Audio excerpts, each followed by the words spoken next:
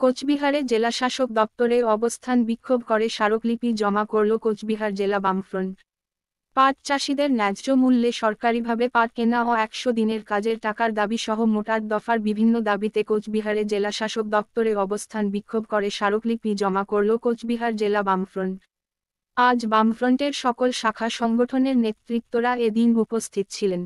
স্মারকলিপি জমাকে কেন্দ্র করে কোচবিহার জেলা শাসক দপ্তর কার্যত অবরুদ্ধ করে রাখে সংগঠনের সদস্যরা। স্মারকলিপি জমাকে কেন্দ্র করে কোনো প্রকার অপ্রীতিকর পরিস্থিতি যাতে না ঘটে সেদিকে খেয়াল রেখে পুলিশ প্রশাসনের উপস্থিতি ছিল চোখে পড়ার মতো। জেলা শাসক দপ্তরের ৩ জায়গায় ব্লক পিকেটিং করে আটকে রাখা হয় রাজনৈতিক সংগঠনের কর্মীদের।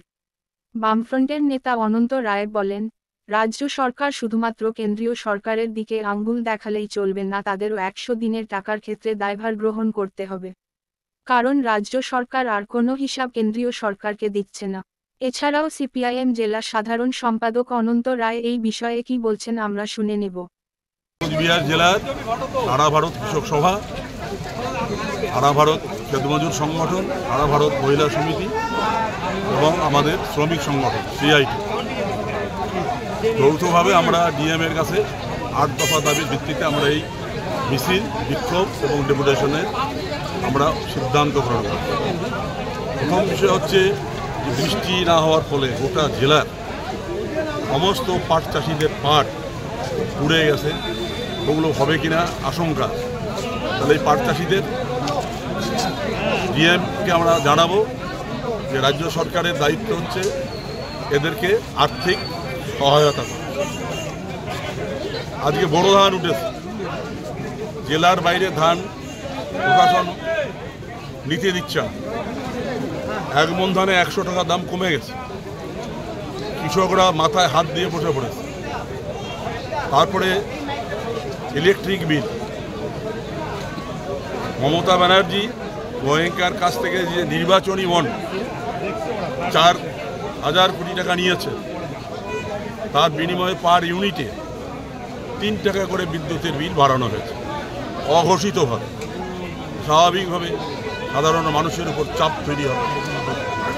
এর প্রতিবাদে স্মার্ট মিটার বসানো বন্ধ করবার দাবিতে ১০০ দিনের কাজ দ্রুত চালু করা, এখনও যারা টাকা পায়নি সেই টাকা দ্রুত মমতা ব্যানার্জিকে দেওয়ার ব্যবস্থা নিতে হবে।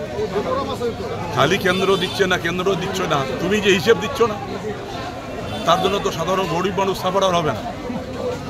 এর প্রতিবাদে এবং আজকে আমরা উদ্বেগের সঙ্গে দেখছি এই যে বংশীবদন গেটার, যার মাথার উপরে মমতার হাত আছে, আজকে বলছে গেটারের পতাকা বাড়িতে টাঙাও, আর তোমার কত বিদ্যুৎ বিল বাকি আছে ১,০০০ টাকা আমাদের গেটারদের দাও, তোমার বাড়িতে কে লাইন কাটতে যায় সেটা আমরা গেটার দেখে নেব।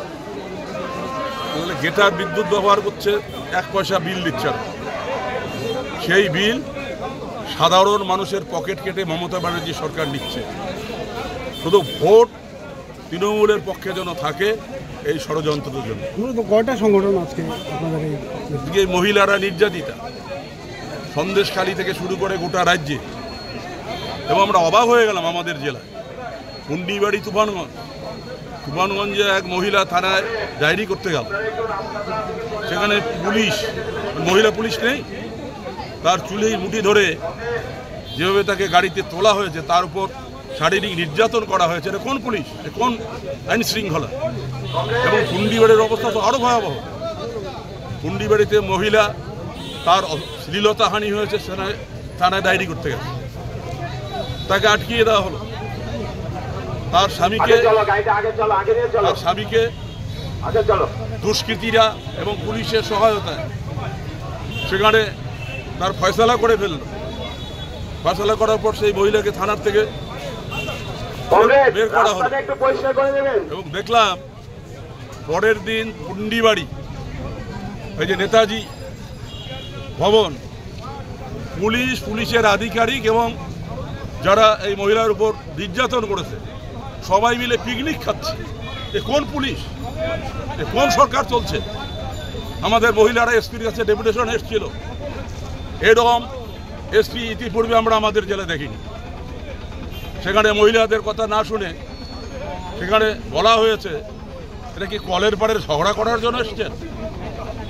এই ধরনের মমতা ব্যানার্জি যারা চটি চাটা, একই ডিএম একই এসপি আমাদের কুচবিহারে এনে কুচবিহারে শান্তি শৃঙ্খলা গণতান্ত্রিক অধিকার, গাঁজা চাষিরা বহাল তবিয়তে গাঁজার চাষ করছে, এসপি জানে না?